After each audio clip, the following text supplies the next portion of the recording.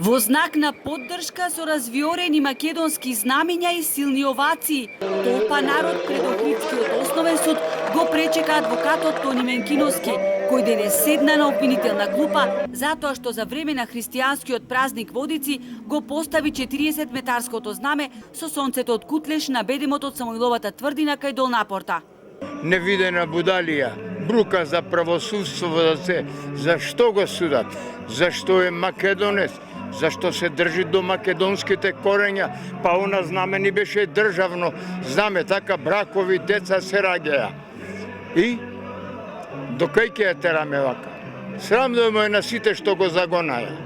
Стварно, значи, ова да ми го кажеше некој 63-та година кога татко ми го носе во притвор, бидејќи беше за македонските идеали и да освоиме македонска држава и дека денес ќе ни се суди за тоа, стварно ова не можам да го разберам и е поголем пораз за државата што не може мислам да се замисли и од тие причини ние го креаме гласот и ќе се бориме за нашите македонски права, а со символот од Кутлеш тоа го почнуваме денеска и официјално.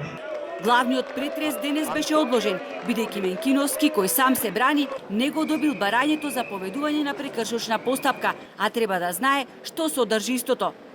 Јас не се чувствувам завиновен и сметам дека воопшто не постои прекршок, тие немаат закон според кој можат нас македонците да не репресираат за да не го истакнеме македонското знаме. Поради таа причина тие имаат подведено под нарушување на јавен ред и мир. Значи не постои закон, не постои меѓународен договор кој ќе ни ограничи нас, ние да не го истакнуваме македонското знаме од Кутлеш. На следното рочиште, закажано за 4 јули, Менкиновски очекува во судницата да се појави овластено лице од МВР, кој ќе го образложи обвинението против него.